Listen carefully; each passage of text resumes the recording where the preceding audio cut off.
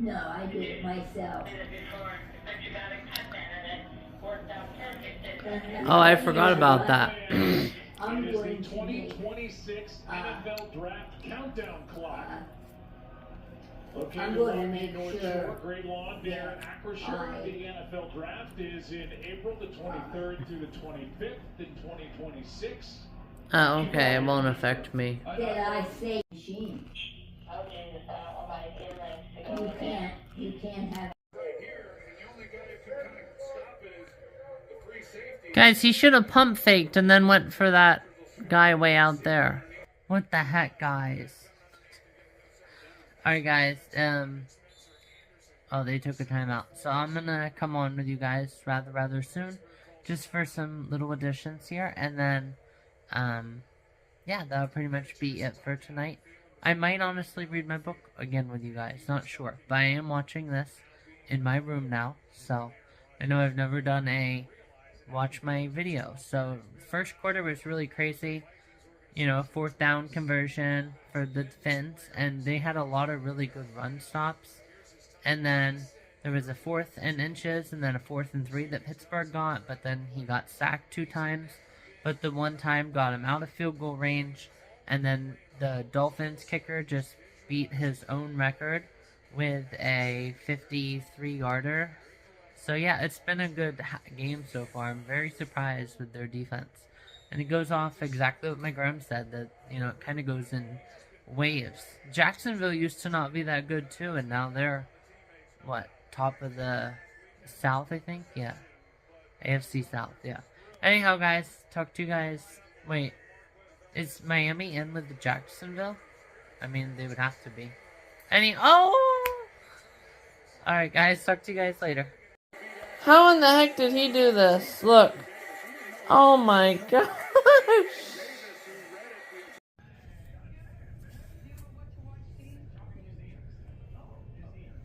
I didn't have it over far enough. I'm gonna go check. Well, guys, there's nothing on it. That's a bummer. There's me walking back up to it last night. And this is still an hour ahead, as you guys can see. So, bummer. We'll set it out tonight again and see. Goodwill glasses package. Mail the package. What else? And I don't know, do we need to go to Walmart? I mean, I'm good on groceries, and I think we're good on Christmas bacon, so I think we're good, you know? You made it seem like we had to go for some, you know, odds and ends, but we still have a lot of fish and all good stuff for dinners. Yeah, we know. Right? We got beef, we got chicken, so we got rice and all that. Okay, so we'll just do all those miscellaneous things. Hey everyone, your girl is here, so as everyone can see, I'm officially in the festive spirit with bubble braids. Red, white, and green, not red, white, and blue. Anyhow, just wanted to come on and share that today, obviously you guys heard my busy morning routine, so I want to come on briefly, though, and share really quickly about being soft, and honestly, I also do fit that. Obviously, my gram wants it being negative when she had shared, you know, oh, okay, never mind, I don't need this, you know, product from QVC, so, and I said, okay, I guess I'm never minding then, right? So, you can also do that during negative times, and I don't know if maybe spending your entire life being selfless, right, is the right way to also kind of put that. But it didn't have that in the description, but, you know, some people can add in their own personal things up to interpretation, kind of, because it's like, you know, spending your entire life being selfless, and I kind of had shared that before, you know, it's like, yeah, you know, and if you can't live with 5 minutes, you know, well, I actually used I statements to really make people just kind of, hopefully, to stop being the way they're being. But it's like, yeah, you know, and if I can't handle, you know, 5 minutes of you just being like this, then I have bigger issues than you do, right? So it's like, spend your entire life, not really doing obviously positive self-helps for yourself and self-care. You know, like, don't neglect yourself from going hiking because you want to just put on a show, right, whenever you're around other people, and adjust to how they want to be adjusted because they think the world should spin the way they want it to spin. Do you know what I'm saying? Probably the best example I can think of, and the first thing that comes to mind is obviously 9/11, right? Like, people knew that the towers could collapse at any minute, and they said, screw it, I'm running my ass in there, and I'm gonna save somebody, right? Like, I don't care that it's 2 minutes. I'm gonna save at least one person and do my part, right?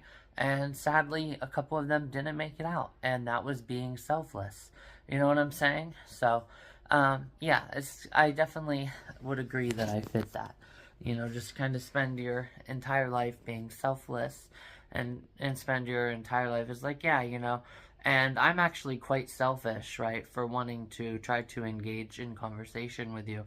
You know, there's people out here in the world who, right, and then just go on, kind of, I had shared before with, you know, not DUIs, kidney dialysis. It's like, yeah, you know, there's a lot of people out here, and I'm out here trying to take time away.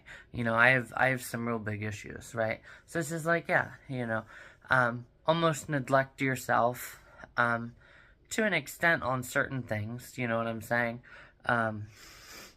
Yeah. So, anyhow, I did want to come on and share that. So, being selfless kind of goes off that, and I definitely fit that, because you guys saw that with Meg Graham. Even though she wants it being negative, but there's other times where people have been negative, and I have, like the sew job, right? And what exactly am I talking about? Well, I still do have some new followers, so I can also share that it's, you know, Natalie and Corinna are two people, you know, the odds of, right? Yeah, so, I did also want to share that too. If there is new people, I will take time in itself to find the video that I referenced. If I notice that I have like big jumps in the next year, so if I have a jump of like 20, I'll take like a minute to just kind of catch those new followers up as well. So that's also a goal I wanted to add on. Jeez, I hate the way my arms like slide around in this. So yeah, I wanted to come on and share that I definitely agree that I fit that. And my final then addition is how it's not like that, and you know, categorizing people. So for example, Elon Musk doesn't say thing, right, whenever he's talking about, in order to see the answer to the question, what happens when we die, we have to go outside of the observable universe. The only issue is that the observable universe is expanding faster than the speed of light, which means that humanity will never know the answer to the question until it actually happens, right? So, you know, that's a person where, you know, he's top of the line, right? $1 billion to his name, you know, like, he's top of the line, so you can take what he says, you know? But yeah, and he doesn't say thing like I did. You know, I said one thing can exist by itself. Well, since I'm talking about causation and correlation, I should say one cause can exist nearly by itself and be codependent or not, and be non-codependent on the outcome, right? Like, it can just be something that just so happened, right? Yeah, so I did want to come on and share that as well. That it's like, you know, let's not try to categorize people just because they say thing, and they also don't have all these things, you know, degrees and certificates after their name and such. Because then, you know, so science then can only go off what people who have proclaimed to see, you know, a glimpse and come back. So...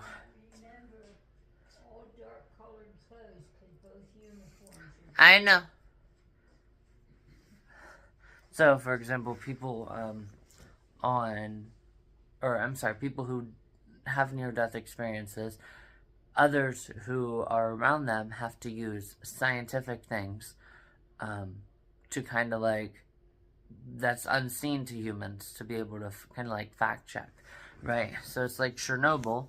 Obviously, we know there was an explosion there, right? Even if there any pictures of Chernobyl itself before the explosion, we would know just by looking at Chernobyl, right? We would know there was a nuclear power plant went off there. So, for example, people who, have near-death experiences have heightened senses to that stuff. So it's like, okay, well, humanity can't see it itself, so they get out their scientific devices, and it's like, how else would somebody know that? And it's also like that with cards on the roof ceiling. Only somebody who is actually out of their body is going to be able to know the answer to something that is written, right, on the top of, like, a desk, right? Like, I could have a penny on top of my Dasani bottle up there. I could. But, I mean, if I just stay here the whole day, I'm not going to know that it's there. Do you know what I'm saying? Okay, I got to get going, though, guys, because my arms are just sliding around. This is getting frustrating, but I wanted to come on and share all of that as well. So I definitely slept really, really well. I watched down to like 10 minutes of the Steelers game. They were definitely going to win, and they did. So very excited about all that. And yeah, I'll go ahead and talk to you guys later.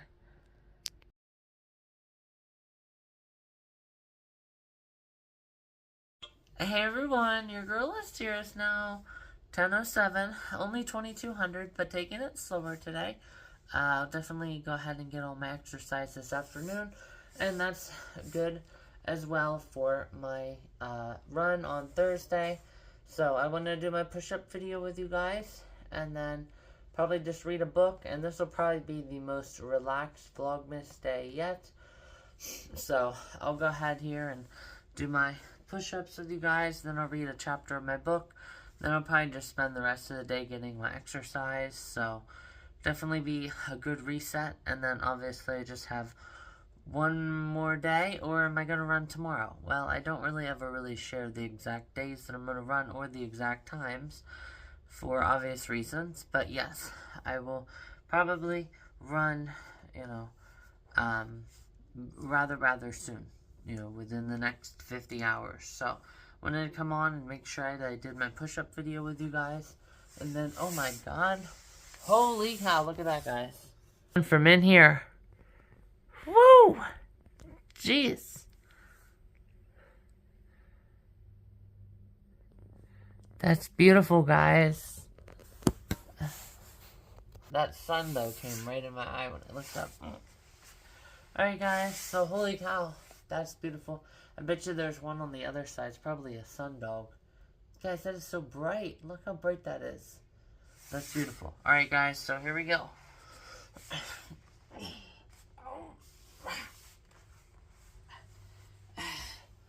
Alright, I'm gonna have to get out of my socks. Oh, yikes.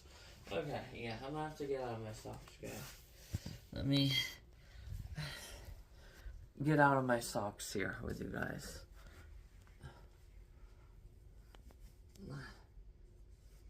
Whew. That rainbow is a nice one, guys.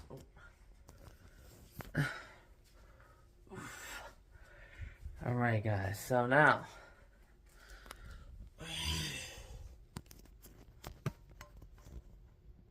really? That, guys. Huh. Alright.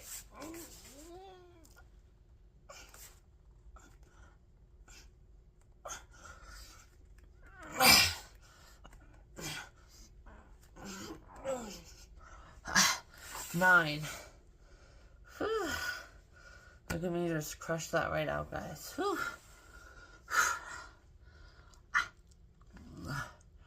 Guys, that thing is so bright. That rainbow, so beautiful.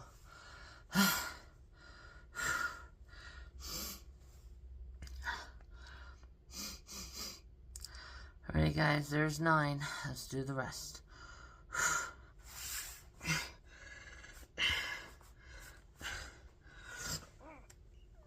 10, 11.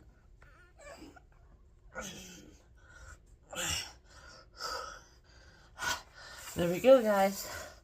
All 15. Holy cow. Alright, so I'm going to finish the rest of my chilling scares video. I'll probably do that to some exercise. Then I'll talk to you guys later on. You guys will see me going around on the ground. Talk to you guys later.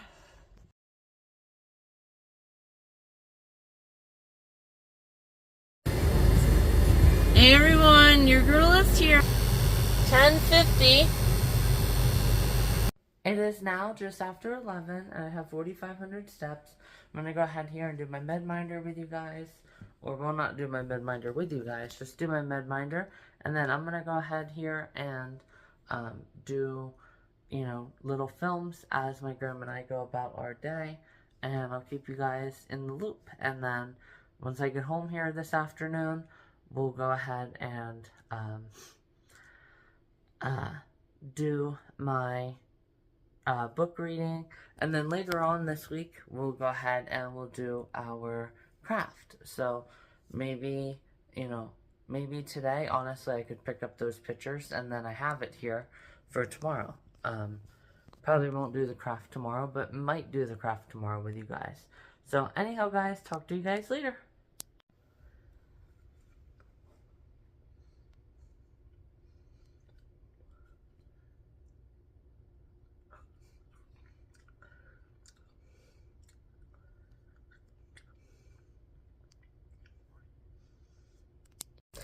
Hey everyone, your girl is here. So here I am now, just me and my, yeah, anyhow guys, here I am now.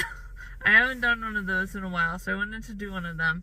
Here I am, me and my, alright, anyhow guys, so here I am, it is now like 12:30, it says 1:30 still on this dash. So my gram just went in for her eyes and get her glasses fixed and picked them up and adjusted and all of that.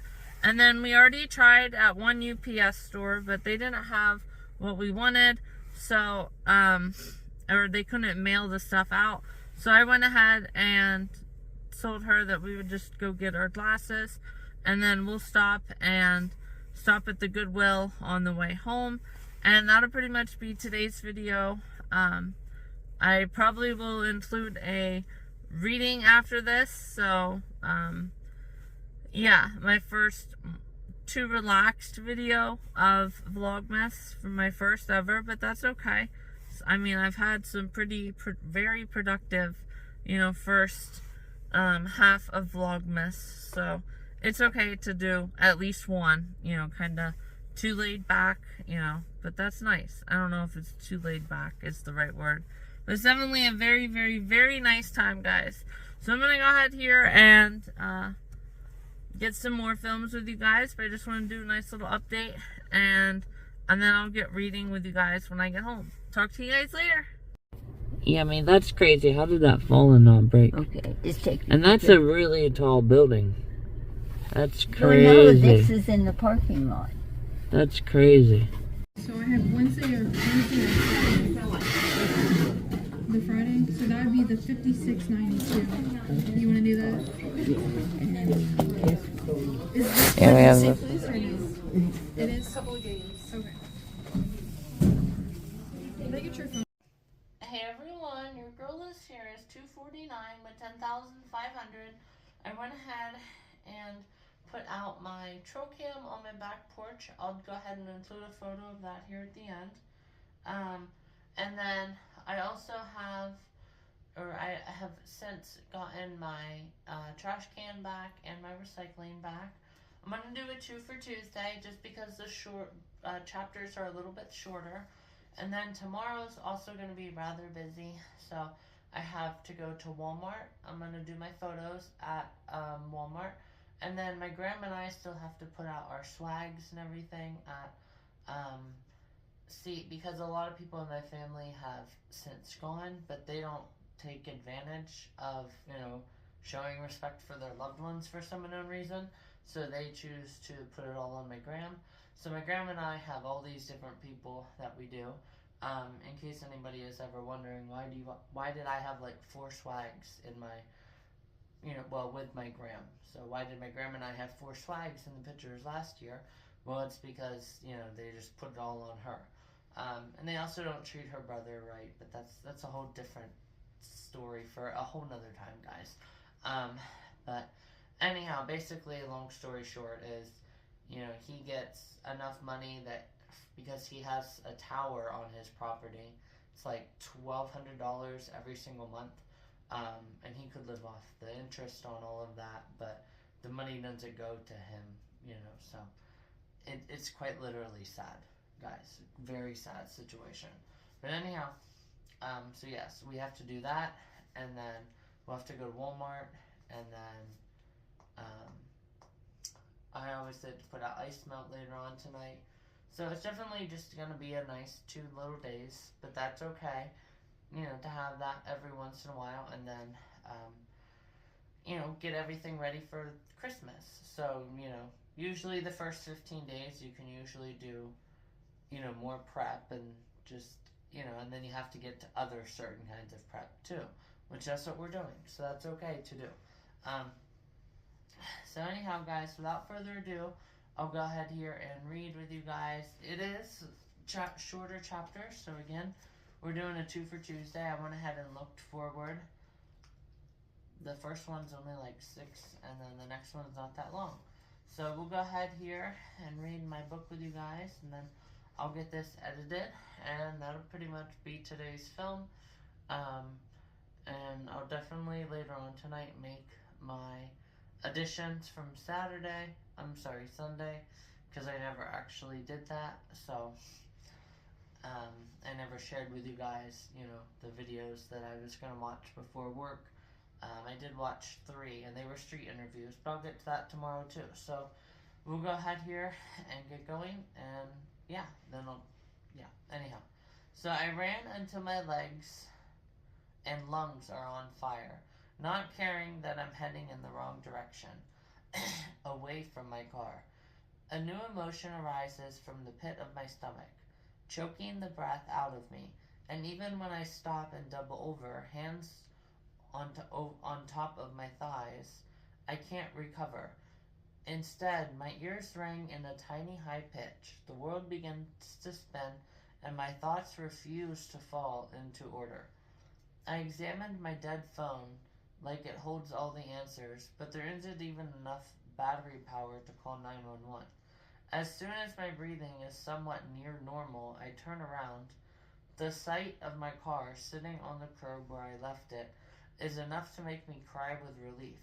Once I'm in the driver's seat, I crack the window open, drum my fingers on the steering wheel, and tear open the brand new pack of cigarettes in my pocket, grateful now for having bought it. I light one and take a drag, but it only makes me shake more. So I throw it out onto the damp pavement and roll the window back up. For the first time, I realize I have nowhere to go and no one to ask for help. It occurs to me that to the Shaws, but after last time to go to the Shaws, but last time they'll slam the door in my face and they'll be right. I'd sooner sleep on a bench than go to Natalia's, not after the travesty of an interview. And I realized that was her friend from work, Natalia's. I can't go back to the hotel anymore, not to stay anyway. It's no longer safe. I hadn't been safe from the start. Sean betrayed me. I know this for sure now. I really thought I'd be angrier, or maybe devastated, or something. I thought I'd want to scream and throw things, or drug myself into oblivion. But sometime in the last 15 minutes, a part of me accepted this as normal, a confrontation of what I've already known for a long time. I'm not alone. No human being can be trusted. Along with a new realization, if there's anything that can still be done for Olivia, I'll have to do it myself. The first thing I do is pull over at a gas station and fill up the tank, silently praying my credit card can take it. When approved, it flashes on the screen. I exhale with relief. Inside the station, it's bright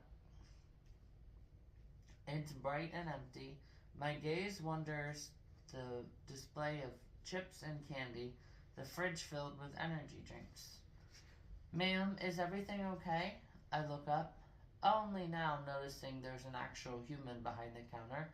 Her skinny neck sticks out of his bright blue uniform polo, and his forehead is peppered with small red blemishes.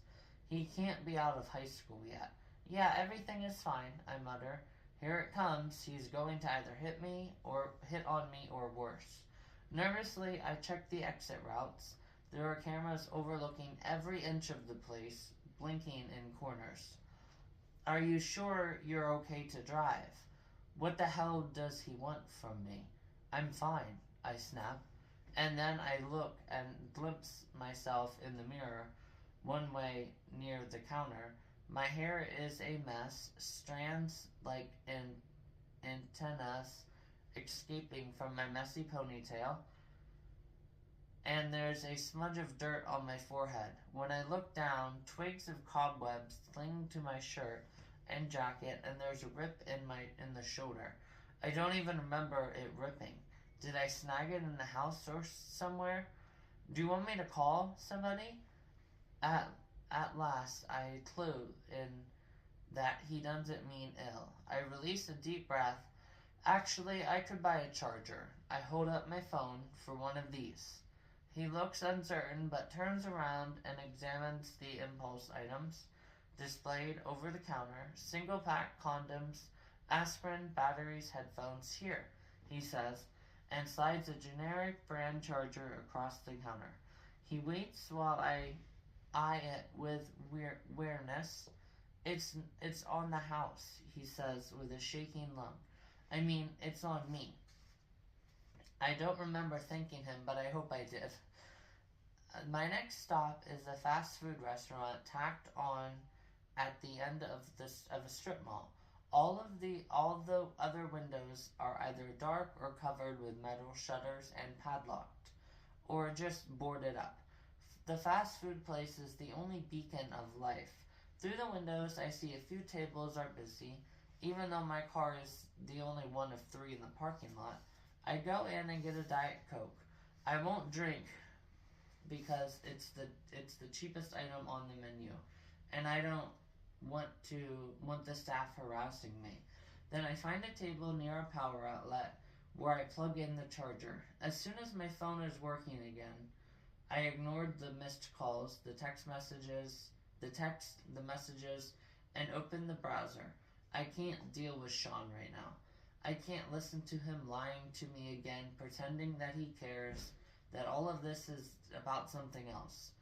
Even though the Wi-Fi is barely alive, within minutes I'm on a page that will trace any phone number but its cell or residential, and deliver with an address within 24 hours for the small and manageable fee of $19.99. I can't help but wonder if, despite all logic, my prepaid phone is also in some database somewhere, my information available to anyone with intent, and a working credit card. A couple more impatient taps in the screen, and it's done. And all I can do is wait. I know people describe a craving as your veins itching, but I don't think I've ever truly felt it until now.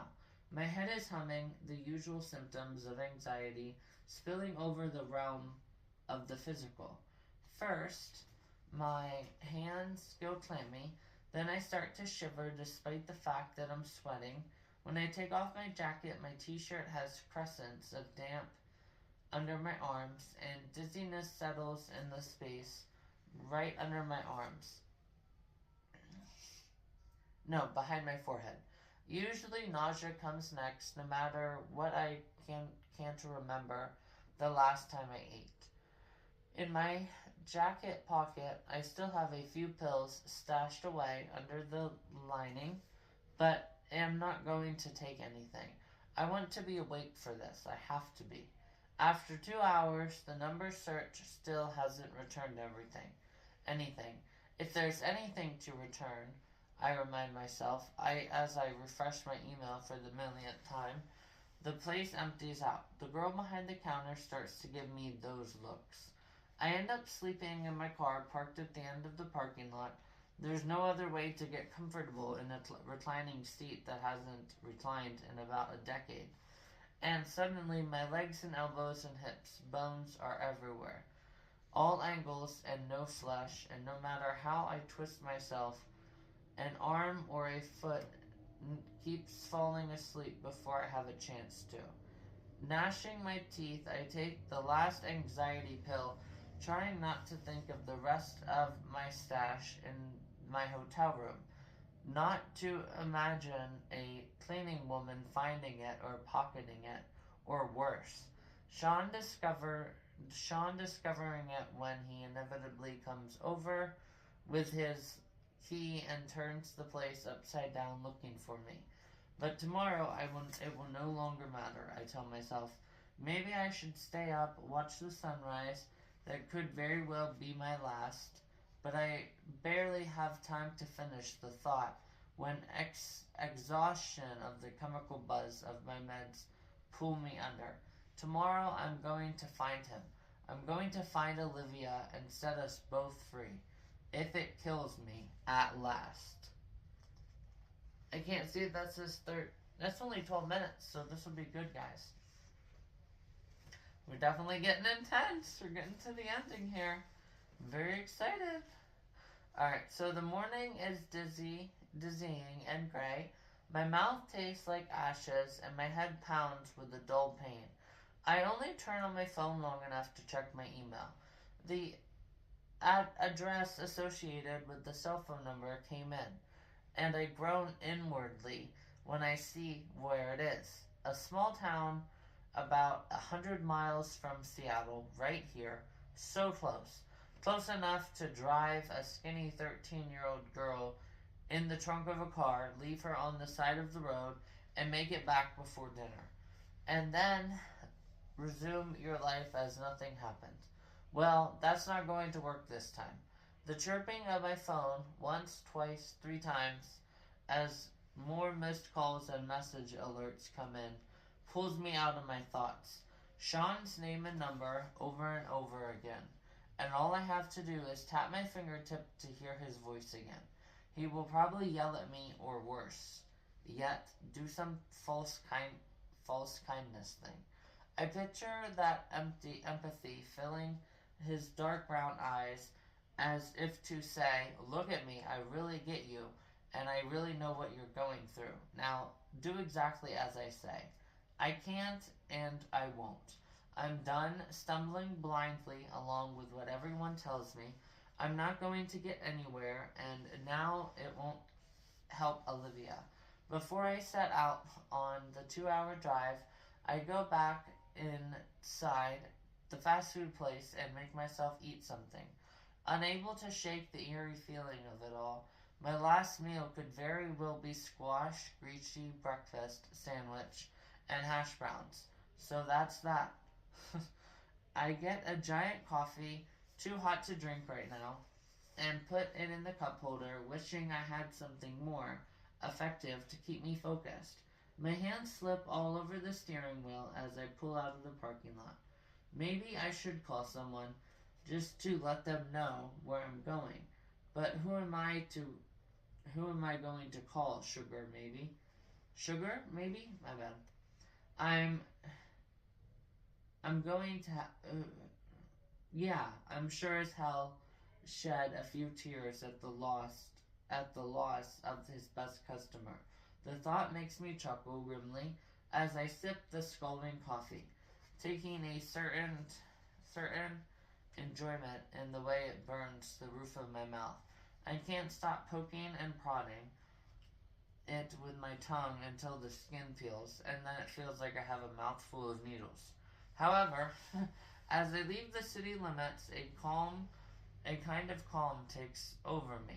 My breathing steadies, the tremor leaves my muscles, and my last shreds of hesitation give a steely revolve. That's how I felt the second time I was trying to kill myself. The time I was sure I'd succeed with no one to interrupt me. My method as sure as anything I could afford. The first time I OD'd, but my Craigslist roommate came back for her shift at the grocery store early and called an ambulance. 2 weeks later, when I returned from my obligatory stint in the psych ward, I found the locks changed. The second time I was on my own, but I tried my belt to a ceiling lamp that fell out, leaving me there. When wheezing and clawing at the pitful welt on my throat amidst crumbs of plaster and paint dust, with a busted, bloody knee and a twisted ankle, humiliated and helpless. To make matters worse, it cost me my security deposit on the crappy apartment, but at least no one found out because I never told anyone. Oh, alright, I told Sean. Well, fuck. Soon enough, it's not going to matter anyway. I still have more than half a tank of gas, but I stop at the gas station outside Huntington, Washington, my destination. Just so I can buy an energy drink and throw a glance at the security camera above the counter there. The last proof of where I was when things go wrong. The town of Huntington, yep. Like the disease, is one of those little places lost in the middle of the map. No charm, no attractions, not even a kooky variety. The biggest plastic ice cream cone in North America. Nothing like that. It's pancake flat, ringed with factories and car dealerships and sparse woodlands that look yellow. Unhealthy like collapsing lugs, choked in Japanese knotweed. Only when I'm circling the narrow, convoluted streets of the town core do I remember just what I'm going to do. I don't have a weapon, nothing to defend myself or attack, but I'm not going to confront him. Then what? For now, I just focus on finding the address. My only GPS is in my phone, and I don't want to turn it on just yet. Not until I absolutely have to. But as I drive down the streets that runs parallel to the shabby-looking Main Street, a tragically misnamed boulevard, something catches my eye. First, it's the corner of my vision like a glitch. But when I glance the second time, the information travels through my nerves and jolts my muscles, making me slam on the brakes. The car behind me honks furiously in the rearview mirror. I see the driver flip me off. I don't bother to return the favor, swerving sharply to stop at the curb. Right, like I said, didn't get over it. It's the name on a storefront in bold burgundy and yellow letters. Lions Car Parts and Repairs. The logo is rudimentary rendition of a roaring lion's head in the same colors. It looks like something hastily put together in Photoshop, but is flashy enough to work for this place. I double-checked the address I scribbled in my fast food receipt. P. Lyons, 334 Woodland Avenue, Huntington, Washington. I get out, slam the door, and assess the poor battered neon in a glance. The bumper is still mishapen from its encounter with the dark SUV, the only reminder that it really all happened. Worst comes to worst, I'm going to pretend like I need a dent fixed. When I go inside Lyons car Parts in Repair, a chime dings above the door and the clerk looks up. He's young and cute, and in an all-American way.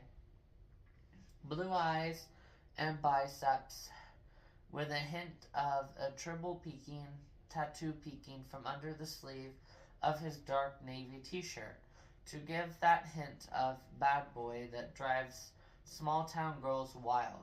There's a pleak of the lion logo right over his well-toned pictorial. Can I help you? I'd like to speak to the owner, please. I don't know what I said wrong, but his expression shifts so fast that I feel like the shop itself gets a little darker. Those pearly teeth of his vanish, a cloud pulled over the sun. He's not in. I can't wait. I don't think it'll do any good. The heavy look in his deep eyes chills me deep to my bone marrow. And I don't even think, and I try not to think what all it means. Well, I really need to talk to him. Not gonna happen, sweetheart. And why don't you turn around and go right back to where you came from, huh? Now, no one here is gonna talk to you. What? You're press, aren't you? What? The Herald or something tabloid. Pete warned me you might show up eventually. And I know exactly what you say to the likes of you. You can forget about it. Turn around if I know what's good for you. I'm not pressed, I snarl, but he's already coming from behind the counter, and I don't like where this is headed. So I turn around, push past the door, giving the chime a pathetic little ding. The street I'm looking for isn't very far away, a few blocks off Main Street. So I see the sign, Woodland Drive. The address is almost at the end, a little bungalow that bends it so well with the rest of the houses that I almost drive past. There's no one of these mailboxes. There's one of these mailboxes out front, my bad, with the house number painted on it. My mind races around in confused circles. The whole street is quietly cute. White picket fences, American flags, neat flower beds with little bursts of green plants poking through the dark earth. Porches are surrounded in mosquito nets, barbecue resting under tap covers. One or two have swings in the front yard, or those plastic slides in bright colors. When I was a kid, it was the kind of street I always wanted to live on. Naive and idealistic as only one kid can be. If it looks pretty on the outside, it must be storybook perfection on the inside. As I drive up to the house, I peer at every last little detail, every tree and fence post and slant of roof, searching frantically for the recesses of my memory. Any moment, I expect a trill of familiarity to go off, recognition awakening deep in my subconscious, but my confusion only grows. The house is well taken care of, painted forest green with a tile roof. I have to double check on my crumpled receipt to be sure it's $3.34, no mistake. Understanding sets in before I can fully admit it.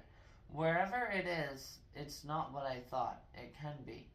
And then they run out into the front yard, yelling and shrieking with delight as they fight over a brightly colored ball before one takes a hold of it, and a shot at the basketball ring mounted over the garage. He misses by a mile, and the other boy hoots. My heart hammers, and I dig my fingernails into the steering wheel. Two boys, their sandy blonde hair cropped neat.